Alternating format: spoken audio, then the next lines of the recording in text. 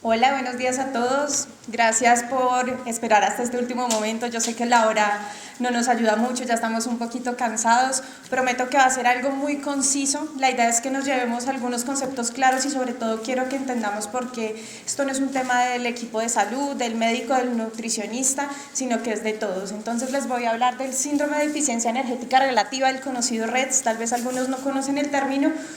Cada vez lo estamos utilizando más, antes lo conocíamos como la triada de la mujer atleta. Vamos a tratar conceptos muy básicos sobre esto. Entonces, lo que quiero que entiendan primero es que nosotros tenemos y contamos con un consumo, con una disponibilidad energética en nuestro organismo que depende de lo que consumimos.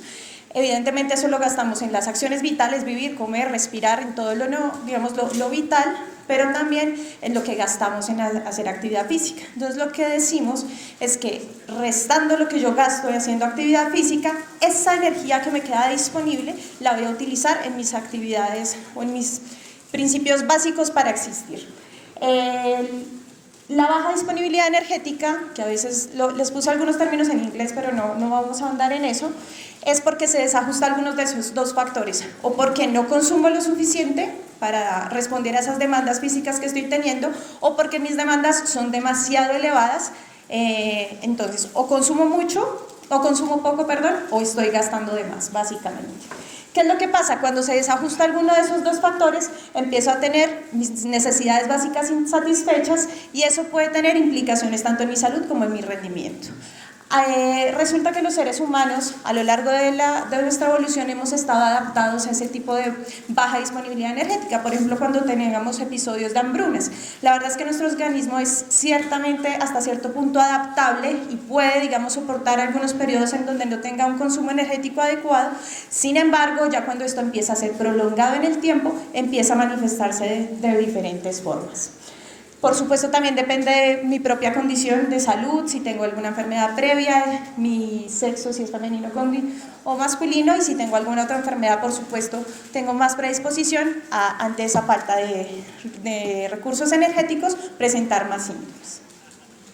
¿Cuál es la situación actual? ¿Cuánto tenemos de prevalencia de este síndrome en nuestras mujeres deportistas? No sabemos, depende mucho del estudio que se haga, eso digamos que de un tiempo para acá ha empezado a estudiarse mucho más. Del Comité Olímpico desde el 2014 lo estableció ya como un síndrome, desde ese momento ya con un poco de guía se han hecho los estudios un poco más enfocados, pero la verdad es que no sabemos, puede ser hasta tan alto como hasta el 60% más o menos en algunos casos. ¿Qué sabemos? Sí, que es más común en atletas que son competitivos debido a las demandas, digamos a la exigencia que le ponemos a los atletas de alto rendimiento. Sabemos que los deportistas que tienen algún componente estético son más susceptibles a estos síndromes, llámese gimnasia, patinaje artístico, nado sincronizado, todos los deportes de resistencia donde digamos se pondera que el atleta sea muy delgada, como las maratonistas, ciclistas, y los que tienen categoría de peso. Si saben, algunos deportes de combate los estratificamos de acuerdo a un peso, entonces los atletas digamos que siempre se les está marcando ese límite y están muy preocupados por su peso y por supuesto ellos también fácilmente presentan este síndrome. ¿Qué factores de riesgo aparte de practicar estos deportes tenemos? Especialización temprana, que creo que ya lo han mencionado, que cada vez insistimos más en que los niños deben jugar, moverse y no estar enfocados o no se les cierre tanto su mar con un deporte específico, pueden al futuro desarrollar con más facilidad este síndrome. Desórdenes de alimentación, disfuncionales familiares, abuso de sustancias, los largos periodos de dieta. Ahorita es escandaloso, pero uno ve a las niñas 10, 11 y 12 años ya hablando de las dietas. Entonces, cuando esto se ha inculcado en las familias, o es un tema muy común en su medio, son deportistas que más fácilmente pueden caer en este síndrome. Los cambios de entrenador, porque si yo cambio, necesito estar a la altura. Y a la altura de las expectativas que se les han puesto a nuestros deportistas. Las lesiones, en la medida en que una persona entra en un periodo de lesión, dice como no voy a poder entrenar lo suficiente o lo que venía entrenando, entonces empiezan a restringir mucho más en la alimentación, podemos caer en el otro lado. De hecho es muy importante explicarles a los deportistas cómo cuando están lesionados pues su alimentación tiene que ser óptima, porque eso va a ayudar a su recuperación. Los comentarios sobre el peso de entrenadores, parientes y amigos, y eso es algo que yo creo que tenemos demasiado generalizado. que creo que es un problema que tenemos que empezar a ser consciente, y es que todos hablamos del peso de todos. Miren esta como llegó de gordita, miren esta lo que hizo, o en el mismo gimnasio, entonces todos van a saber la pinta que tiene el otro, a ver si se le ve el gordito. Ese tipo de comentarios a veces los hacemos ingenuamente, pero pueden ser muy lesivos para un deportista o para una persona que está luchando con un tema de imagen corporal, que tiene que cumplir unos estándares y que se le está dando mucha importancia de su peso. Un comentario de esos, uno no sabe cuándo puede dañar a un deportista. Por supuesto, inseguridad con la comida y relación con su cuerpo. Ahorita quiero hablarles un poco de nuestra población general y quisiera preguntarles a las mujeres que están acá, ¿cuántas se han sentido insatisfechas alguna vez en su vida con alguna parte de su cuerpo? Gracias. Lo que sabemos es que el 91% de las mujeres del mundo están satisfechas con alguna parte de su cuerpo. O sea, esto es escandaloso. Realmente nos han marcado unos estándares, y ahorita me estoy saliendo un poco del tema de deporte, pero es que esto no es ajeno al mundo en el que vivimos hoy en día. Más o menos, y lo que se ha establecido es que para que nosotros encajemos en esos estándares de belleza, solo el 5% de las mujeres no tendría que hacer nada, es decir, ya viene con el combo completo. El resto, el 95% de las mujeres, tendríamos que pagar, hacer, inyectarnos cosas en el cuerpo, hacernos cirugía, ir al gimnasio, hacer la dieta para entrar en esos estándares. Entonces, si esa carga la tenemos nosotros, que somos mujeres del común, digo yo, ahora imagínense los deportistas que están expuestos todo el tiempo y que ahora esto es lo que vemos en redes sociales y que además se está diciendo que el éxito es esto. Entonces, si yo me veo de esta forma, voy a ser exitosa, voy a tener buen rendimiento, porque eso es lo que me han pintado. Entonces, lo grave, ahora más con el tema de la visibilidad, es que todos pueden opinar más sobre nuestro cuerpo. Abrimos la puerta a que todos opinen sobre si tengo las capacidades para llegar a no o no a ser una buena deportista, y que además, específicamente les puse estos deportes, se ha dado como un valor agregado que yo tenga ese tipo de cuerpo. Entonces, lo que sí sabemos tristemente es que más de la mitad de nuestros deportistas, mujeres, élite y preélite, adolescentes y adultas, están en riesgo de tener una disminución, o sea, una baja disponibilidad de energía. ¿Cómo se manifiesta esto y por qué se da? Uno, porque yo restringo sin saber. Entonces, por ejemplo, no estoy bien informada, no sé qué tanto o qué tengo que comer. Si yo ya no soy una del común, pero ahora entreno 5 días a la semana, 3 horas al día, que tengo que cambiar mi alimentación para cumplir con esos requisitos que necesita mi cuerpo. La economía es un factor importantísimo. A veces en las casas no hay para comer bien. Sabemos que la población colombiana se alimenta de carbohidratos básicamente, y si eso es lo que hay en mi casa, pues ¿qué más voy a hacer? Eso es lo que voy a comer. Cultural, sabemos que en algunas religiones, por ejemplo las musulmanas, que hacen el ramadán y hacen estos ayunos, tenemos deportistas que son casos muy conocidos que hacen este tipo de ayunos. Entonces digamos que eso también interfiere en esa disponibilidad, baja disponibilidad que puedo tener de alimentos, y el tipo de comida. A veces hay gente que prioriza comida que tiene un factor saciante mucho más alto y simplemente se llena más fácil, no sabe, no tiene mucho control sobre su alimentación, entonces tiene una menor ingesta, pero no sabe que lo está haciendo. El segundo caso es en el que yo sí sé que lo estoy haciendo intencionalmente, y aquí entran todas las dietas, las restricciones que tengo, ya sea porque me lo dijo, porque lo vi en una red social, porque lo vi en TikTok, porque me lo dijo una compañera, porque me lo dijo el entrenador, porque es lo que está de moda, la dieta de, no sé, la piña, el aguacate, lo que sea. Y tenemos entonces hay algunas conductas muy importantes que empezaron a hacer los ayunos, el tema del ayuno intermitente que está súper de moda, y vemos que los deportistas lo que hacen es a veces muchas conductas compensatorias. Entonces hoy me descuidé porque me comí la hamburguesa, entonces mañana voy al gimnasio 3 horas y yo compenso eso. O me tomo un laxante para ir al baño, o me induzco el vómito porque la embarré, pero yo no puedo subirme de peso. Entonces todo ese tipo de cosas las enmarcamos en restricciones del consumo intencional. Entonces pueden ser no intencionales, intencionales, y como les decía, también puede ser que yo esté comiendo exactamente igual, pero empecé a exceder mi ejercicio.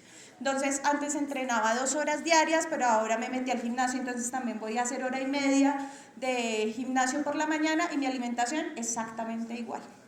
Entonces, se ha descrito, por ejemplo, que incluso nuestro sistema digestivo tiene un tope, que los deportistas que hacen ejercicio de resistencia más de 30 horas a la semana, el estómago no les da para procesar tanto. Es decir, también el exceso de ejercicio puede llevarnos a problemas de salud. Como dicen, todo en exceso es malo. Y de esta forma entonces llegamos a lo que se llama el síndrome de deficiencia energética relativa en mujeres deportistas, que lo vamos a nombrar como REDS en este momento. Antes lo conocíamos como la triada mujer atleta, que consistía la triada: alteraciones en la menstruación, alteraciones en los huesos, osteoporosis o fracturas por estrés y trastornos de la conducta alimentaria. ¿Qué pasa? Yo no puedo esperar a que tenga una deportista que se me fracturó para decir, sí tiene un déficit energético. Son, digamos, consecuencias ya muy evidentes, es ya, digamos, la máxima expresión del REDS. Entonces, eso se ha ido mejorando un poco las definiciones. Y ahora, primero, ya no es en la mujer atleta, sabemos que hombres y mujeres también lo pueden presentar.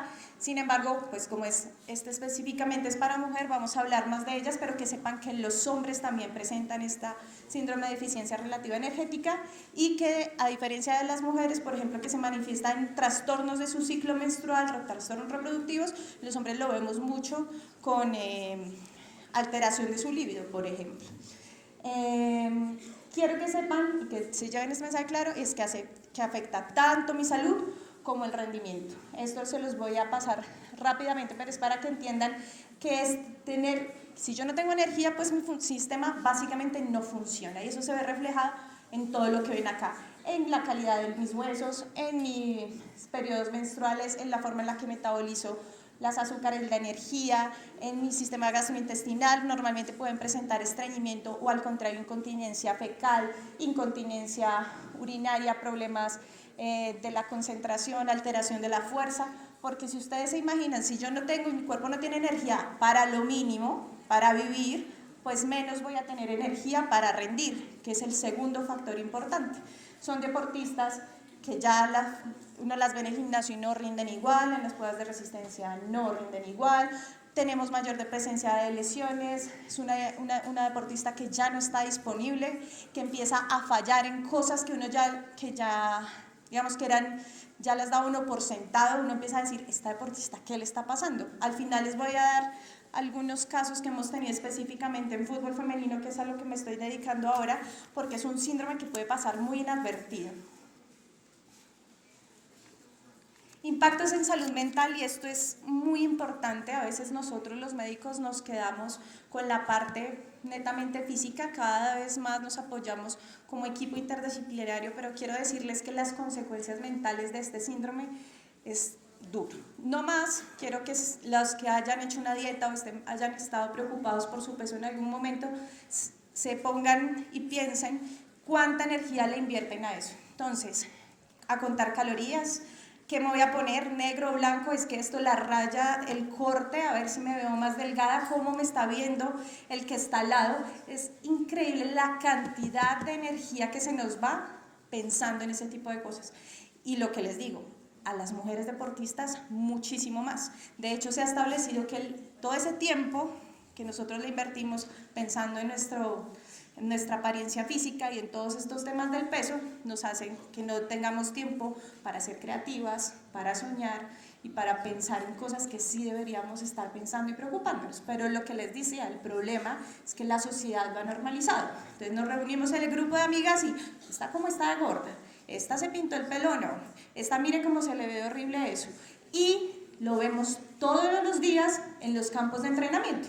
El entrenador diciéndole, pero mire cómo llegó de gorda, pero mire cómo está, las mismas compañeras. Entonces la que sí puede llegar con la ombliguera y mostrar los cuadritos versus la que no puede hacerlo porque se le ve el gordito.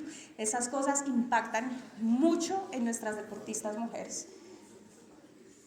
Tenemos los más tempranos: cambios del estado de ánimo, alteraciones del sueño, problemas con la aceptación y el reconocimiento social, impulsos relacionados con la comida y la delgadez.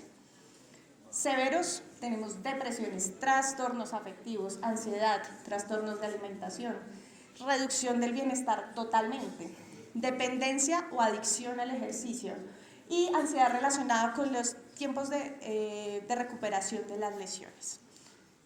Relacionados con el rendimiento, todos los que ya les había dicho, pero sabemos que deterioro cognitivo, aumento de la fatiga, disminución de la motivación, disminución de la recuperación, son deportistas que antes hacían cosas muy fácil, básicas de su deporte y que ahora se les empieza a dificultar y empieza el círculo del estrés. Entonces, tras de que no cumplo con el peso, tampoco estoy rindiendo, tampoco duermo, es un círculo muy complicado. Entonces, ¿cómo lo vemos? Y aquí les voy a decir, no es tan fácil. Yo he tenido algunas deportistas de frente con REDS que me demoré en darme cuenta, porque hay muchos factores que pueden interferir en esto. Entonces, deportistas que empiezan a ser súper insistentes en su peso. Doc, es que yo estaba pesando 65 y hoy estoy pesando 66 porque me subí 1 kilo de más, me subí 200 gramos de más. Doctora, présteme la báscula para que yo me pese todos los días. Uno empieza a verles en el plato de comida la que efectivamente se restringe mucho más en la alimentación. Uno sabe y siempre promovemos una educación balanceada, una alimentación balanceada, perdón, pero esta deportista empieza a hacer excesivamente, o sea, hacer mucho énfasis en su alimentación. Doc, ¿y si me puedo comer esto? ¿Y si me como este postre está muy mal? Entonces, pilas con esas deportistas que les están diciendo todo el tiempo comentarios o pidiéndoles su aprobación sobre temas de alimentación. Cambios de humor, alteraciones de crecimiento y desarrollo, eso es súper importante a las que llevan este tipo de controles, y el rendimiento. Lo que pasa es que yo, por ejemplo, trabajo con deportistas desde los 14, 15 años. Entonces, como les decía, a veces uno los confunde, pues si está de mal humor, pues un adolescente está de mal humor, hoy no le fue en el entrenamiento, pues sale de mal genio. El estrés de la competencia, pues no durmió. Entonces empieza a ser un espectro en el que uno dice, ¿será? Definitivamente uno de los factores más importantes que nos marca la salud femenina es que tengamos los ciclos, los periodos regulares. El atleta que siempre ha tenido sus periodos regulares y empieza a desajustarse, ahí empezamos a poner cuidado. Siempre me venía y llega 2, 3 meses sin que me llegue, empezamos a tener sospechas, porque como les explicaba, el cuerpo es muy sabio y dice, si yo no tengo energía ni para las cosas básicas, pues la reproducción simplemente es algo que no es vital para mí. Entonces la reproducción a un lado. Entonces el ciclo menstrual se empieza a alterar. El crecimiento también lo puedo dejar a un lado. Yo quiero sobrevivir, pero no crecer. Entonces crecimiento y desarrollo se nos empieza a alterar. Disfunción sexual en los hombres. Fracturas por estrés, lo que quiero decirles es no, ojalá no tengamos que llegar al caso de la fractura por estrés para diagnosticarlo, para irnos atrás. El deportista que ya lo presenta y uno se va atrás, así llevo 1 año comiendo pésimo y alimentándome mal, pues claro, mi hueso ya no tiene la misma calidad, pero ojalá no tengamos que llegar a eso para darnos cuenta. Fatiga, anemia, aparición de hematomas, estreñimiento, cardiovasculares, la deportista que siempre está mareada, que se levanta y se siente como mal, que a veces incluso uno puede detectar arritmias en un electrocardiograma. Entonces, realmente esto puede deteriorar la salud gravemente. ¿Cómo lo estamos evaluando ahora? Este es un cuestionario que ahora el Comité Olímpico está promoviendo. Si quieren, al final ahí están las referencias también para que lo puedan consultar. Pero ¿qué se supone en un mundo ideal que deberíamos hacer? Y les digo en un mundo ideal uno, porque no todos los deportistas tienen acceso a un equipo médico, un equipo de salud. Por eso es que necesitamos que todos estén pendientes de este tema, no solo el médico, ni la nutricionista, ni el psicólogo que a veces detecta algunas alteraciones de la conducta alimentaria, sino todos muy pendientes de esto. Deberíamos saber y tener un estado de base y poder hacer una especie de encuesta a todos nuestros deportistas para saber cómo se sienten con su cuerpo y tener algunas nociones de algunas conductas. Entonces, ¿cómo son las preguntas? ¿Cada cuánto te preocupa en exceso el tema de la alimentación? ¿Te preocupa, por ejemplo, no poder contenerte ante la comida? ¿Has tenido mala influencia o han hablado de tu cuerpo? ¿Te provocas el vómito cuando has comido en exceso? Cosas así muy generales que sí le pueden dar una información de cuál es el deportista, porque uno sí lo detecta. Uno sabe cuál es el fresco, que no le importa, que va y come todo, que además hay cuerpos que pueden soportar eso, pero el otro que sabe que si come un poquito de más se sube de peso, pero sobre todo el que empieza a preocuparse en exceso por este tipo de cosas. Ya el segundo paso es que hacemos una serie de exámenes, complementamos con este examen. Es como una batería de pruebas que uno hace para realmente diagnosticarlo, y después pues se establece un plan de manejo que debe ser multifactorial. Yo tuve un caso Lo hablé con la nutricionista y dijimos, antes de que yo me atreva a darle aún más recomendaciones sobre su alimentación, necesitamos que pase por el psicólogo, porque puede ser contraproducente. Una persona que está presentando este tipo de síndrome, que además vaya donde el nutricionista, que es que además es lo que hacemos todo el tiempo con nuestros deportistas, entonces la antropometría, el control de peso diario y los pliegues, entonces para un deportista que está pasando por eso es recibir muchísima más presión de no cumplir con las exigencias mínimas. Y además, que la verdad a mí ese tema me parece complicado de equilibrar, y es que efectivamente sí sabemos pues que tenemos que tener unas condiciones físicas ideales para el rendimiento, entonces preferiblemente un cuerpo más magro, con menos cantidad de grasa, pues sí sabemos que nos funciona un poco mejor. Entonces el balance que debemos tener entre necesitamos que rindas y que físicamente tengas una composición corporal adecuada sin que yo te lleve a que tengas un trastorno de la conducta alimentaria o un déficit energético. Esto no me interesa que lo lean, lo que quiero que sepan de acá es que puede ser muy leve, donde yo no hago nada, hasta necesitar hospitalización y retirar al deportista totalmente de la competencia. Finalmente, un deportista que ya está en estas condiciones no le va a dar para competir, su cuerpo ya no va a aguantar el ritmo de la competencia, y porque además hay que recordar esto, si mi cuerpo no tiene ni para lo básico, pues yo me dejo de entrenar. ¿Qué es el entrenamiento? Mis adaptaciones positivas a una carga, a un estrés fisiológico.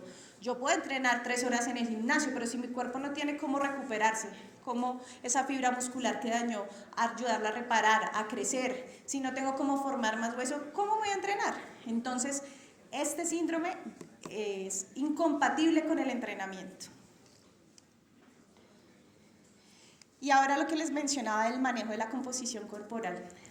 Se está estableciendo, y digamos este consenso del comité está promoviendo, que dado lo que hacemos normalmente, que es medir esta composición corporal en todos nuestros deportistas, que en los menores de 18 años tengamos mucho cuidado. Por ejemplo, para mí eso es un reto. Yo ahorita me voy al Mundial de la Sub-17 con la selección femenina y obviamente todas pasan por composición corporal, todas las pesamos todos los días, entonces es lo que hemos venido haciendo, pero lo que promueve el Comité Olímpico es que antes de los 18 años las evaluaciones se hagan con el objetivo de salud y el desarrollo adecuado más que del rendimiento. Establecieron una pirámide donde lo primero es la educación, que no satanizar los alimentos, porque ese es otro tema que tenemos ya todos metidos en la cabeza, y ahí las deportistas cuando se me encaprichan con ese tipo de cosas, no, los carbohidratos son malos, entonces yo ya no voy a comer carbohidratos. La educación, la importancia que entiendan todo ese tipo de conceptos y de autoconceptos, y lo que ellos sugieren es que nosotros hagamos ya evaluaciones de la composición corporal en un deportista mayor de 18 años, élite, que tenga una buena autoimagen, o sea que estamos seguros que mentalmente está bien preparado para asumir de forma responsable unos resultados que les vamos a entregar. Entonces se nos vuelve un reto, y les digo, no es fácil porque eso es lo que se ha hecho siempre, y empezar a cambiar ese tipo de cosas, y sobre todo que entendamos que la salud es lo primero, porque los deportistas a veces no siguen recomendaciones médicas, así como no lo hacen a veces cuando están lesionados. Ahora también con este tema, como no me importa mi salud a futuro, yo lo que necesito es que me vaya bien en este partido, entonces lo que tenga que hacer para que me vaya bien hoy, mañana en este partido. Falta de conocimiento total, posibles evaluaciones inadecuadas con efectos negativos, y ojo porque aquí sí quiero decir, uno a veces cree, yo por ejemplo, a veces creo que puedo tomar los pliegues. Obviamente yo no estoy en capacidad de tomar los pliegues como lo hace una nutricionista certificada, y si yo los tomo mal y le digo a la deportista, mire, si ve, tiene los pliegues horribles, ¿qué puedo hacer? Ahora, hay mucha gente no capacitada que hace este tipo de cosas, que hace observaciones sobre el peso, sobre los pliegues, ahora con estas básculas inteligentes que hasta todos tenemos en la casa, que el porcentaje de agua, que el porcentaje de grasa, entonces no, estás gravísima, y uno sin tener el conocimiento, ¿cómo puede dañar a una persona? Entonces, importantísimo eso, la comunicación inapropiada, lo que veníamos hablando, y la falta de protocolos óptimos para tomar decisiones después de eso. Entonces, ¿cuál sería el objetivo? Manejar e implementar de forma segura los datos obtenidos para promover la salud y el rendimiento, sin aumentar el riesgo de desarrollar redes o conductas alimentarias. Es decir, que podamos medirlas muy bien y que podamos mejorar su salud, sus rendimientos con las mínimas consecuencias. Lo primero, escoger un método apropiado. Ya sabemos, por ejemplo, que el peso es una cosa que varía un montón, que depende del estado de la hidratación, que si me llegó el periodo, entonces me puedo subir 1 o 2 kilos de solo agua. Entonces, escoger un método que sepamos que sí funciona y una persona que esté efectivamente capacitada para hacer estas mediciones. Segundo, siempre, desde que la deportista tiene su primera evaluación, tu salud es primero y todo lo que vamos a hacer es para tu salud. También vamos a mejorar tu rendimiento, pero todas las acciones que vamos a tomar son porque tu salud es primero. Lo otro, si pudiéramos, como les digo, creo que lo podemos hacer. A veces cuando uno tiene un grupo muy grande es difícil. Yo normalmente tengo 25 deportistas y el día que iniciamos concentración ya a las 2 horas tengo que estar entrenando. Entonces es difícil a veces, pero creo que sí podemos idear estrategias para que empecemos a mejorar y a saber qué concepto tienen propio de ellas, su autoimagen y cuáles están en más riesgo. Esto también obviamente con psicología nos podemos apoyar y con nutrición. Y otra cosa que nunca hacemos es que los datos de la composición corporal son confidenciales. Así como uno no van diciéndole el médico, uno acaba de salir, mire, es que esa tiene un granito que lo voy a sospechar, lo voy a biopsiar porque de pronto es cáncer. Como no soportaríamos que nuestro médico dijera eso, tampoco quisiéramos que se estén ventilando los datos de nuestra composición corporal. Y eso lo hacemos todo el tiempo. Entonces yo, por ejemplo, soy de las que como no tengo el tiempo de pesarlas, venga, anote su peso ahí y yo ahorita lo paso. Hay jugadoras que he tenido que definitivamente, y uno se empieza a dar cuenta que les preocupa, no le escriben sino me lo envían a WhatsApp, porque no quieren que su compañera sepa cuánto pesaron, o que el entrenador sepa que se subió de peso con respecto a la última concentración. Entonces, pilas con eso. Los datos deben manejarse de forma confidencial y solo deben ser compartidos si el atleta lo autoriza. ¿Cómo lo prevenimos? ¿Voy muy mal de tiempo? Estoy llevada. Bueno, 5 minutos, prometido. Que todos tengamos más información. Estos espacios son fundamentales. Todos, entrenadores, familiares, amigos, todos tenemos que saber de este tipo de temas, por supuesto de los programas educativos y la identificación temprana como los instrumentos de tamizaje y demás. Quería contarles solo un caso para terminar y es el caso que les decía que tuve un redes de frente y no lo vi. Teníamos una jugadora gordita, vamos a decirlo, no está mal usarlo, pero sí digamos que tenía un poco más de porcentaje de grasa del que esperábamos y todo el mundo había sido insistente en eso, insistente. Se hizo un suramericano espectacular. Llegó a la siguiente concentración mucho más delgada y ahí es cuando uno dice, ¿cómo pueden afectar las palabras? De las primeras que le dijo, te felicito como llegaste delgada, fui yo. Y la nutri, no, fantástico, mira lo que reduce, todos bien. ¿Qué se esperaba? Que brillara en esa concentración. Si ya le había ido bien antes, ahorita con menos peso, pues tenía que correr mucho más. Una deportista que hasta para hacer un pase se estaba equivocando. Una deportista que era luz, que era alegría, y una deportista que ya no conectaba. De un momento a otro a mí me hizo como clic la cabeza y le instauré uno de estos cuestionarios. 3 preguntas después, la deportista empezó a llorar. ¿Quieres contarme qué pasa? Sí, es que yo le dije, yo estoy sospechando que estás consumiendo menos energía de la que necesita tu cuerpo para estar bien.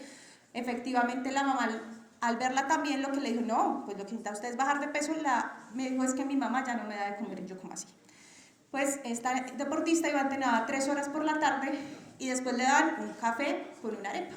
Para nosotros, pues listo, aguantamos. Esta deportista, porque la mamá le dijo, cierre el pico, porque esa es la forma en que usted va a llegar a ser una gran deportista. Y esta deportista nunca había estado preocupada por su peso hasta eso.